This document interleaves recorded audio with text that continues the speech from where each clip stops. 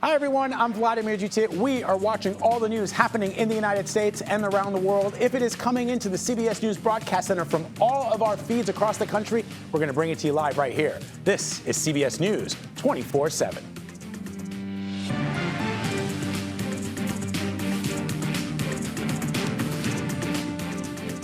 The vice president makes her first campaign stop today since she rose to the top of the Democratic ticket, and she's headed to a major battleground state. Benjamin Netanyahu has arrived for high-profile meetings in Washington, and he says a deal to release hostages held in Gaza could be close. And one airline still feeling the impact from last week's major tech outage, and so are their passengers. We're going to dig into all of those stories, but we begin with the race for the White House. Vice President and now likely presidential nominee Kamala Harris is wasting no time hitting the campaign trail. Today, she'll make her first official campaign stop as a presidential candidate in Milwaukee. She's quickly consolidating support among Democrats, and CBS News estimates she's already received the endorsement of a majority of Democratic delegates. CBS News White House reporter Willie James Inman is joining me now to talk about all this. So Willie James, what do we know about the vice president's stop in Milwaukee today? Hey there, Vlad. Good to be with you from Rehoboth Beach, Delaware, where the president is expected to be seen today. But all the attention and focus is on the vice president since she ascended to the top of the Biden-Harris ticket. Now it's the Harris ticket, and she's the likely presumptive Democratic nominee because of all of these pledges that we're receiving from the delegates across the nation. And today in Milwaukee, the vice president, this will be her first battleground state stop since she became the likely Democratic nominee, and also be her fifth visit to Wisconsin for this political cycle thus far. I anticipate the vice president rather, will talk about the issues, the things that she sees as successes for the past few years and how she can lead the nation in terms of continuing that success that the Biden-Harris administration believes that it has done over the past few years as well. She'll be joined by political leaders such as the governor of Wisconsin, Tony Evers. She'll also be joined by Senator Baldwin of Wisconsin as well. We know that Milwaukee, Wisconsin, they are important cities in the important state of Wisconsin. I'll note that black voters in Milwaukee are really key to them winning not only that area, but the state as well. I noticed that when I visited Milwaukee just weeks ago. But the vice president on the campaign trail today and focusing on reaching out to voters, and it'll be certainly an event to watch this first battleground state visit for Vice President Harris as the top of the ticket for the Democrats. Vlad. So let me ask you this, Willie James, about the president, President Biden, who actually called in yesterday during a event that the vice president was hosting. A lot of people wondering why we didn't see the president, at least on a Zoom or on video. He chose to dial in to that event rather than appearing in person. What are you hearing? And what do you have to say? Yeah, so we haven't seen the president because he's been isolating here at his Rehoboth Beach home for almost a week now. We haven't seen him since Wednesday evening when he descended slowly down the stairs of Air Force One. And the president, we will get a chance to see him as he leaves here. He's going back to the White House. We don't yet know when he will give that address to the nation that he promised in that bow-out note that he sent on Sunday that really just sent shockwaves across the political atmosphere here in the United States and, in fact, around the world. We saw world leaders reacting to this news as well. But the president, his symptoms have improved significantly. They've all but subsided, probably perhaps a little bit of mild symptoms. His doctor sent a notice yesterday. We anticipate some type of note from his doctor today updating his status, but we'll at least see him publicly for the first time since Wednesday evening today, Vlad. All right, Willie James Inman for us in Rehoboth Beach, Delaware. Thank you. All right, let's talk about Republican vice presidential nominee J.D. Vance, who's wasted no time in criticizing the likely Democratic presidential nominee, of course, Kamala Harris. In his first campaign stop as Donald Trump's pick, he called her, quote, a million times worse than President Biden. CBS News campaign reporter and attorney Katrina Kaufman is joining me now to talk more about this. So, Katrina, how is the campaign turning their attention away from President Biden and towards Kamala Harris? Good morning, Vlad. So I was speaking with Trump campaign sources yesterday, and they say that one thing they feel the media has been getting wrong is that they were taken off guard by this shift. They say that they have been preparing for and expecting this possible change in the Democratic candidate, potentially to Harris, for a little while now. And really, they say that Harris is Biden 2.0. She owns every inch of Biden's record. She is complicit in all of his policies, in all of his failures. They think she is complicit in covering up what they say is his alleged cognitive decline as well. And they're really planning to focus on her as an ultra-liberal, even though she is puts Trump up against yet another prosecutor. They say that she has been soft on crime, especially when it comes to migrant and violent crimes. They also plan to focus on her policies with immigration. They call her the border czar, as well as the economy.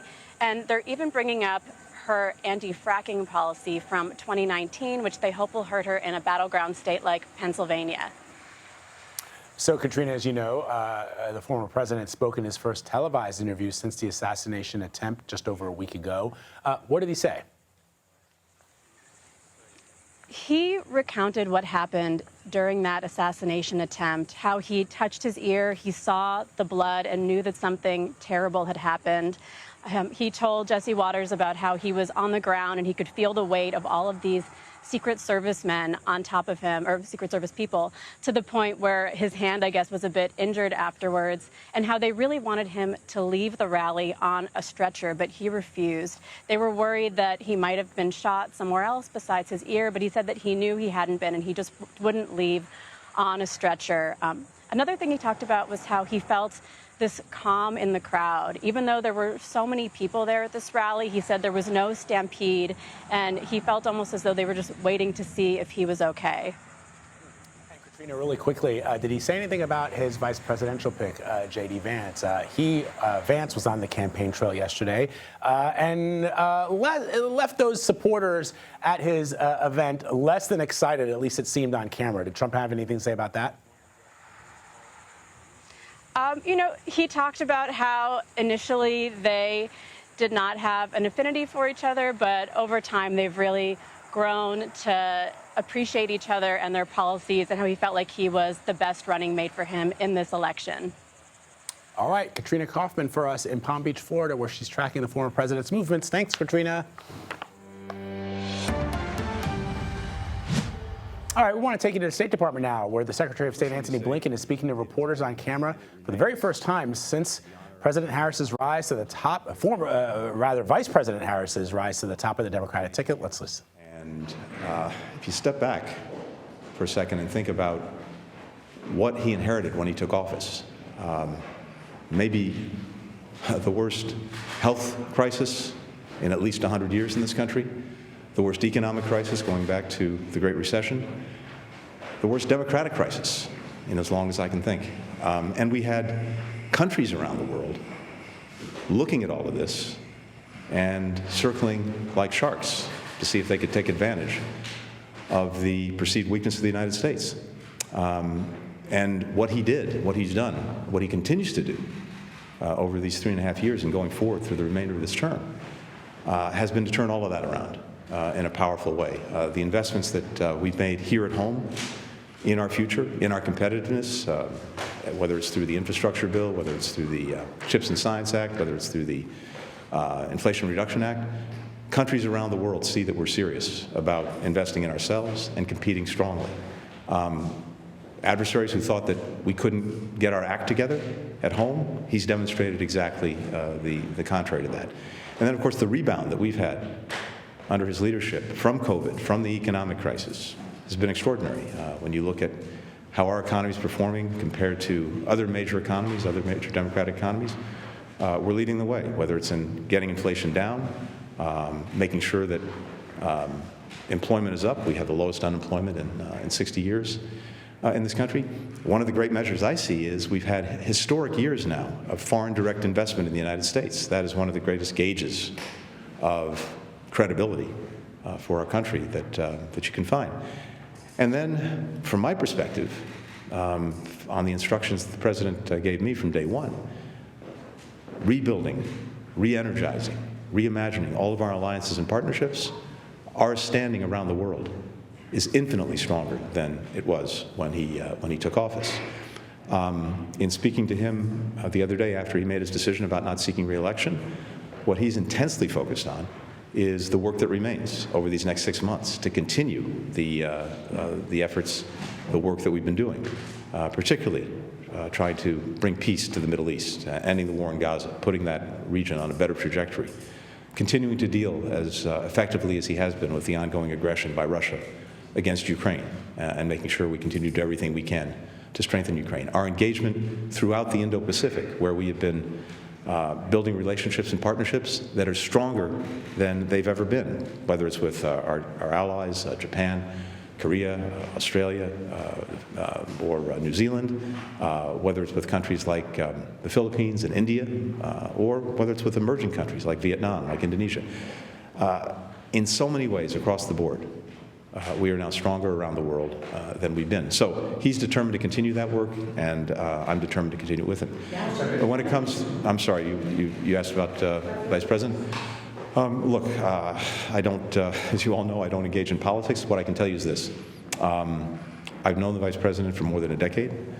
These last 3.5 years, I've been able to observe her very closely in the Situation Room, in the Oval Office, around the world, as a leading voice for American foreign policy and for our diplomacy. We've been together at the Munich Security Conference the last 3 years. I've seen her command the room full of world leaders from not only across Europe, but across the world. I think she's made 4 trips to the Indo-Pacific, helping to lead our diplomacy there, deeply engaged in the Middle East and trying to find a peaceful path forward, helping to drive investment in countries in our own hemisphere, so that people have opportunity in the countries that they come from, so that they don't have to make the hazardous journey to the United States seeking a better life, because they can get it in their own countries. In each and every one of these areas, she's been a leading voice in our administration. And what I've observed is someone who asks time and again the penetrating questions, who cuts to the chase and is intensely focused on the interests of the American people and making sure that our foreign policy is doing everything it can to advance those interests. And it's really been a privilege for me to see that up close these last 3.5 years. So thank you. Tracy. All right, you've been listening to the Secretary of State, Antony Blinken, who is discussing President Biden's accomplishments. And also, this is the first time we've heard from the Secretary of State since the president announced he was not running for re-election. You heard him giving a little bit of insight into how he feels about Vice President Kamala Harris, who is now, of course, on her way to becoming the nominee for the Democratic Party in this presidential race. So we're going to keep following the Secretary of State's movements and bring you more news as warranted. Stick with us. Okay, you remember that big tech outage. That happened Friday, but guess what? It's still causing problems today for all kinds of businesses, including one airline that is still feeling the effects. We're on the ground in Boston with a look at the issues there and across the country. You're streaming CBS News 24/7. Well, this morning, tens of thousands of passengers are stranded as Delta Airlines struggles to recover from a worldwide technology outage for a 4th straight day. Joining me now with more on this is CBS News reporter Levin Reed.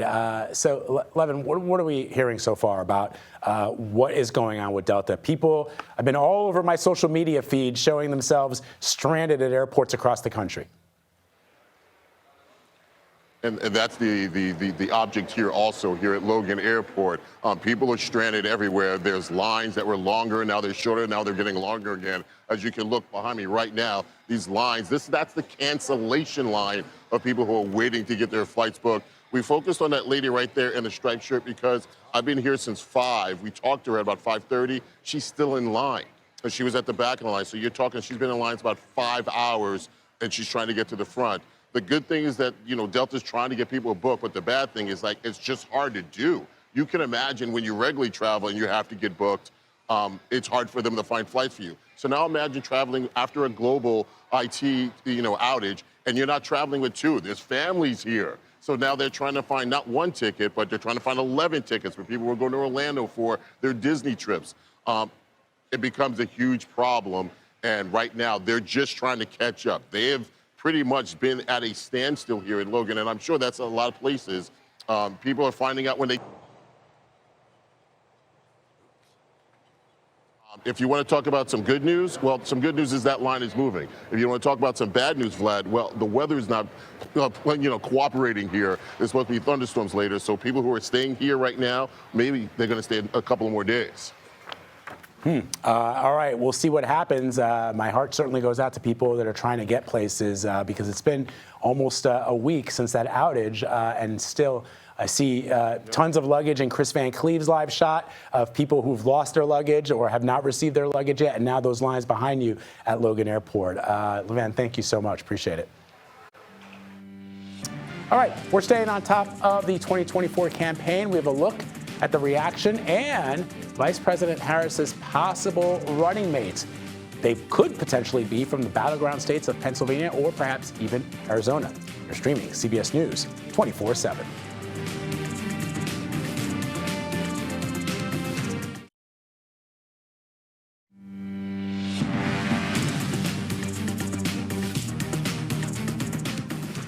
Authorities in Illinois have released body camera footage of the deadly police shooting of Sonia Massey. Earlier this month, the woman called 911 to report a prowler. Police waited outside her home for more than 3 minutes before Massey opened the door and said, quote, "Don't hurt me." She then let them inside. You can see here. At one point, Massey went to remove a pot of hot water from the stove. Now, former Deputy Sean Grayson ordered her to drop the pot before he shot her 3 times, shooting her in the face. Massey now faces 3 counts of first-degree murder and has pleaded not guilty.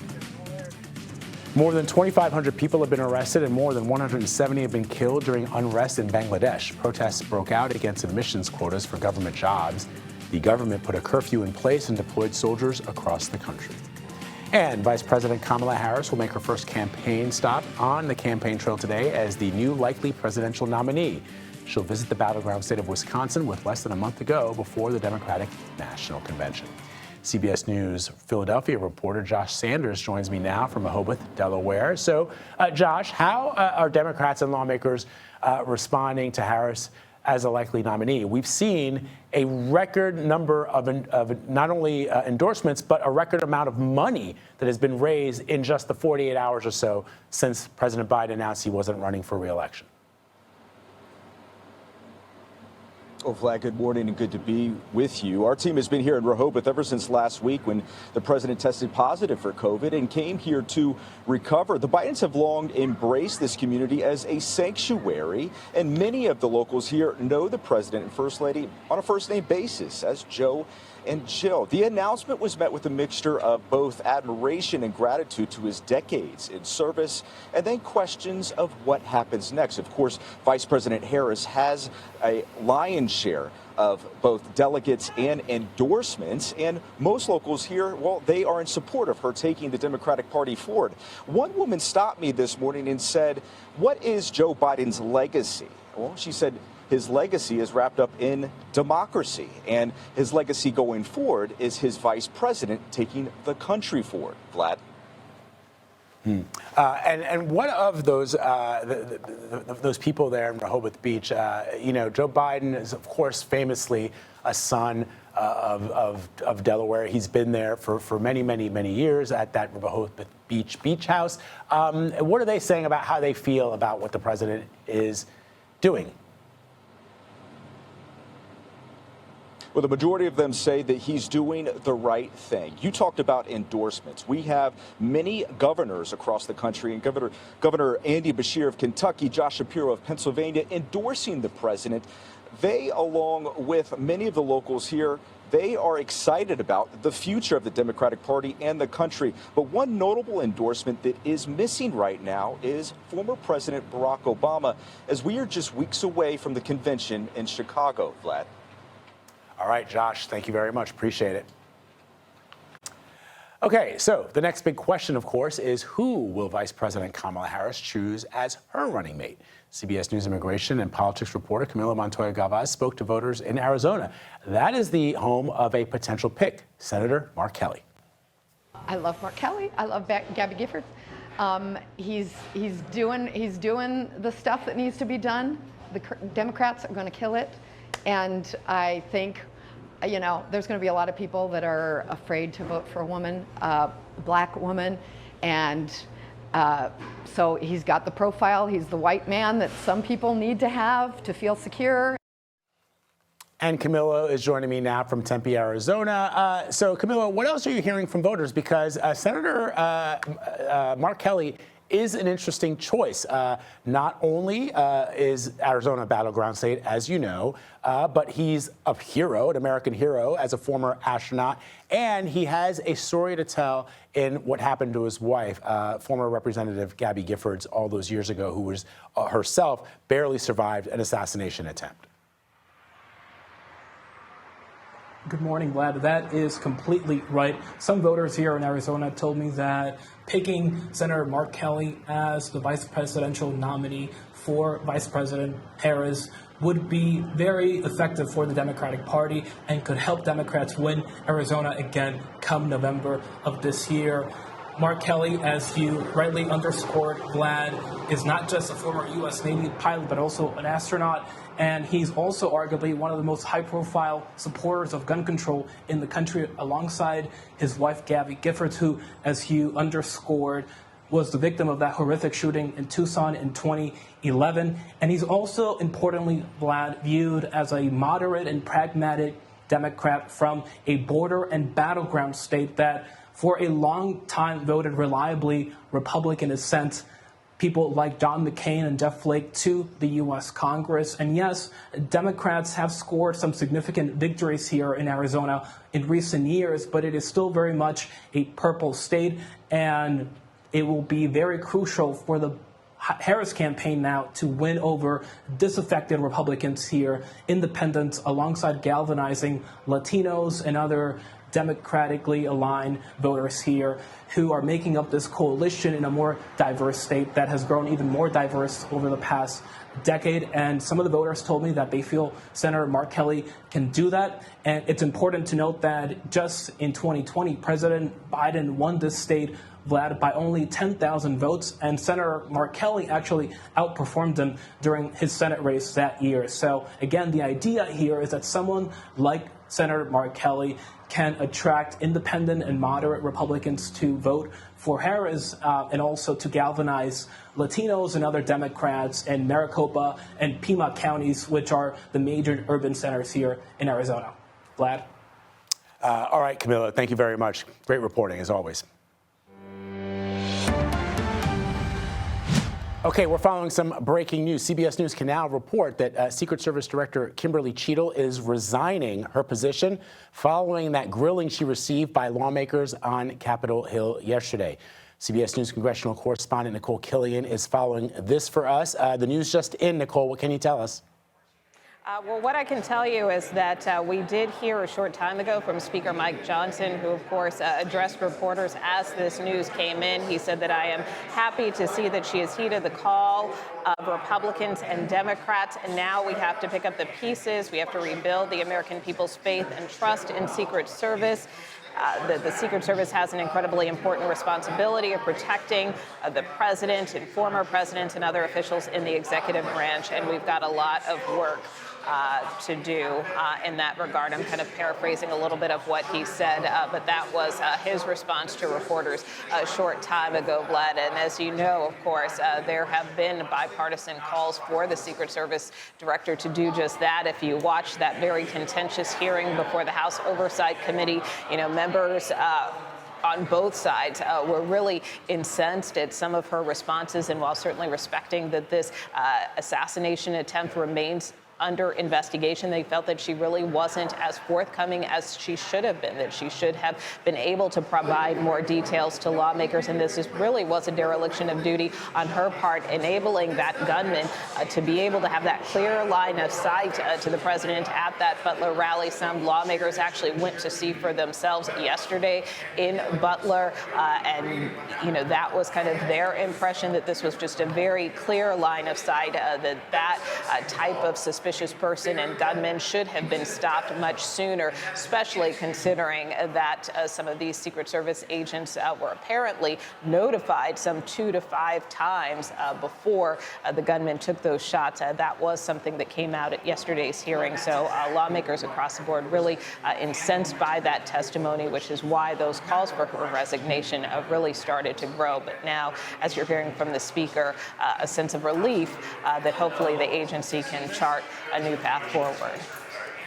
Nicole, she did take a grilling from members of both sides of the aisle yesterday. And I guess the question for a lot of people, if you're just joining us here on CBS News 24/7, the breaking news that we are talking about right now is that the Secret Service Director Kimberly Cheatle has resigned. This after going up to Capitol Hill yesterday and sitting in a hearing where she was questioned by lawmakers about her department's, her service's reaction to the potential assassination of former President Donald Trump. So, Nicole, what kind of explanations? I know that at the opening of her statement, she took full responsibility, but lawmakers were really trying to understand some of the things that you just pointed out, right? How, for example, were authorities warned by rally-goers that there was potentially a threat? How, at one point, the shooter was actually identified as somebody who was behaving suspiciously? How did she address the questions as to why nothing was done before he got up on that roof with that rifle to take that shot at the former president?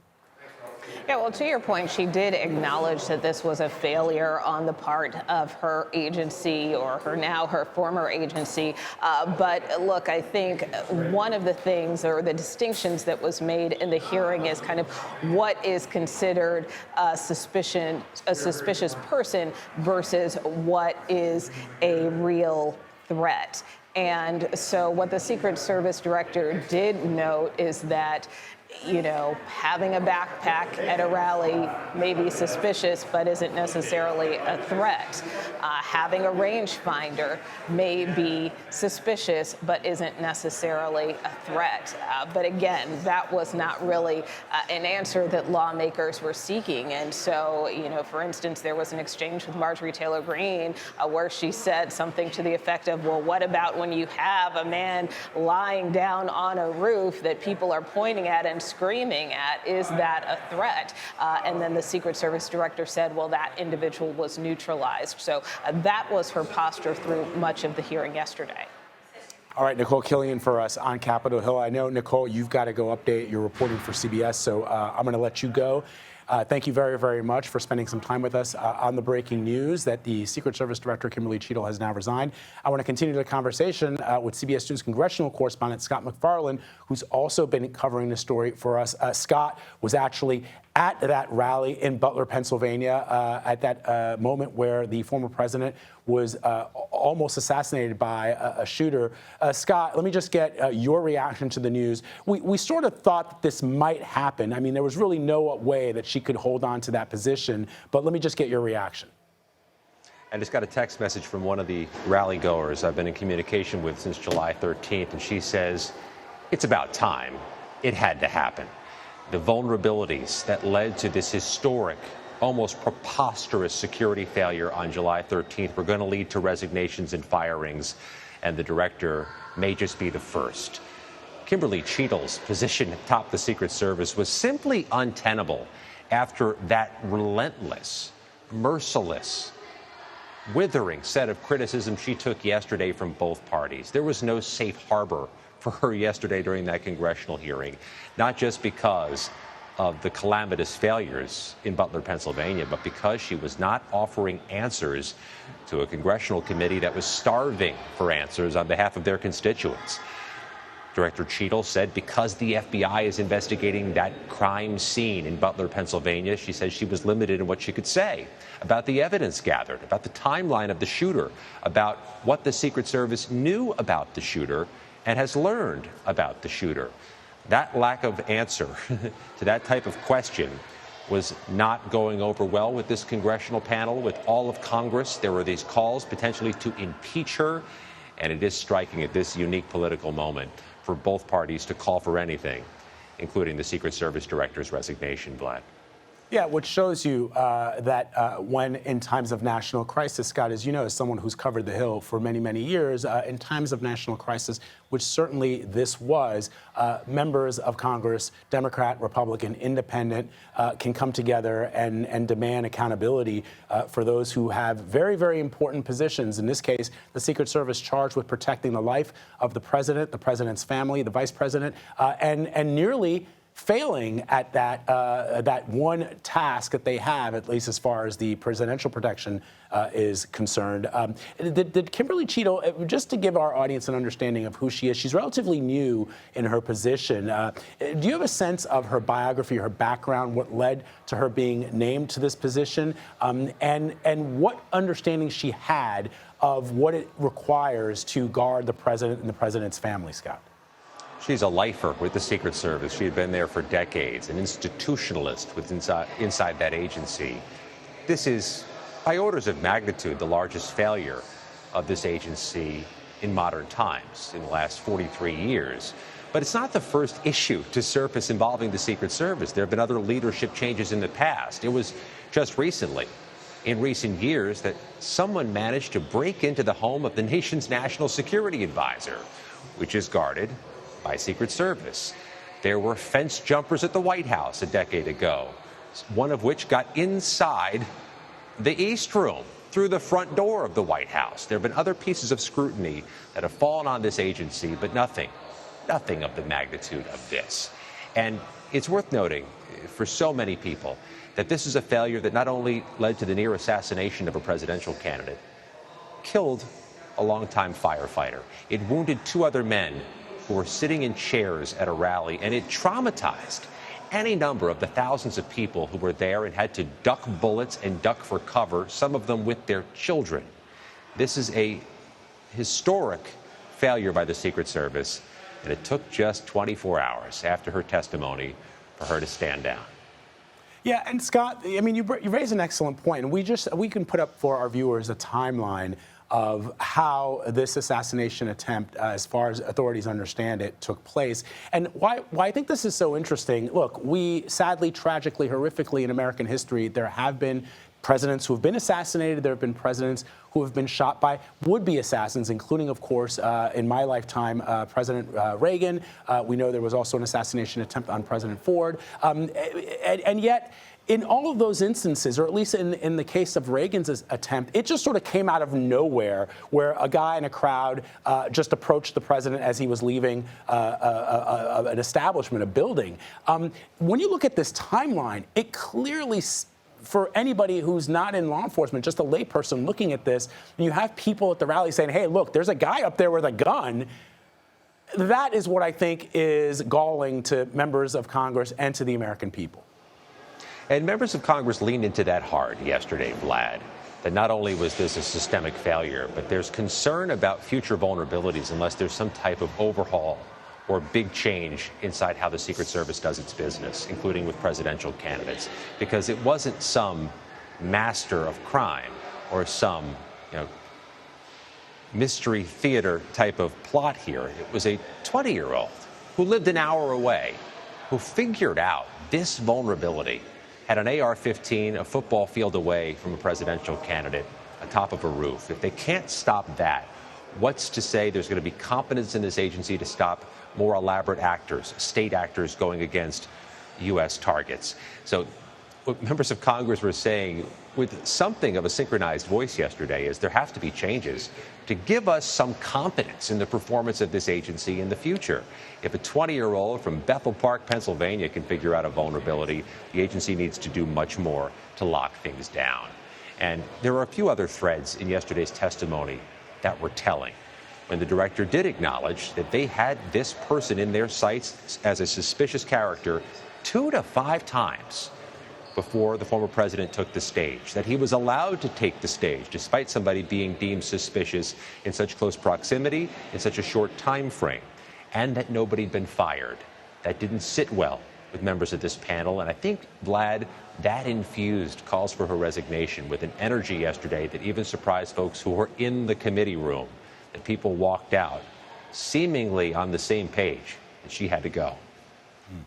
Yeah, the other thing, Scott, and you raise an excellent point, and it just sort of got me thinking, if the former president of the United States, who was guarded by what all accounts should be an elite protection service, the Secret Service, which has been tasked with protecting the president's family, as we know, if that person, that shooter, is able to exploit what they see as a vulnerability in that protection that the Secret Service is offering, because he has a weapon that can be used to fire at a greater distance than what was used, for example, we talked about Ronald Reagan, which was a handgun.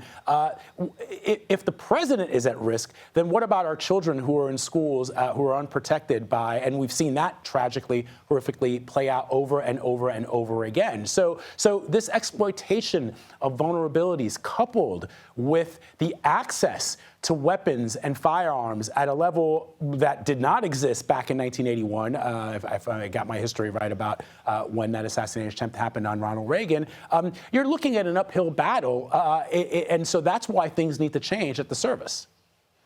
That came up a lot during the hearing yesterday. You know, there's a lot of kids in schools who don't have Secret Service protection, so the availability of AR-15s is going to be something Democrats lean into hard politically coming out of this. Now that there's been some initial accountability at the Secret Service, watch for congressional Democrats to make an argument that the Congress needs to do more to rein in AR-15s across the country. And I'll tell you something else, that's going to start this afternoon.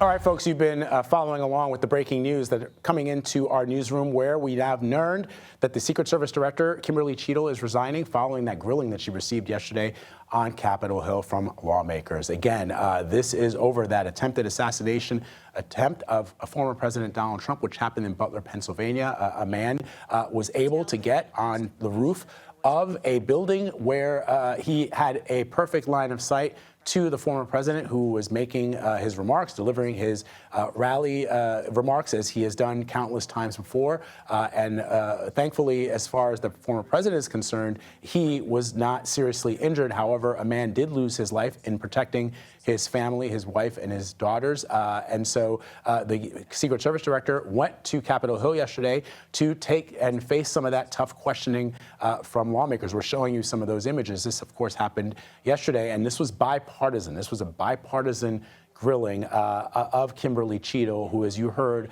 our congressional correspondent Scott McFarland just report now in the special report, that even though in that hearing she was asked by members of Congress to resign her position, she seemed to indicate that she was still the best person to lead the organization. Well, clearly this morning that changed. It had become untenable. The calls for her resignation growing louder and louder. And folks, when you have a country as divided as the United States of America is at this point in time in history, when you have two political parties who have been in direct opposition to each other on everything, the fact that they were both able to come together shows you, I think, that when there is a national crisis, and it is not one that has anything to do with politics, when it is one that has to do with life and death, members of Congress can come together and find a path forward together. And in this case, the pressure that both parties, Democrats and Republicans, put on Kimberly Cheatle, the Secret Service Director, to resign yesterday in that very, very intense grilling, finally has some fruit to bear. She has decided to resign her position as the director of the Secret Service. And you heard from Scott McFarland, she is a lifer. She is someone who has spent many, many years at the agency. But when your task, as far as the presidential detail is concerned, the Secret Service is also part of the Treasury Department, has other responsibilities. But as far as the presidential detail, when your sole task is protecting the President of the United States, former presidents of the United States, that includes former President Carter, that includes former President Bush, former President Bill Clinton, former President Barack Obama, and their families, and you are not able to do that, you have to go. And in this case, she has. All right, we're going to continue to follow this story for you throughout the day. But for now, an encore presentation of CBS Mornings coming up next. Stick around.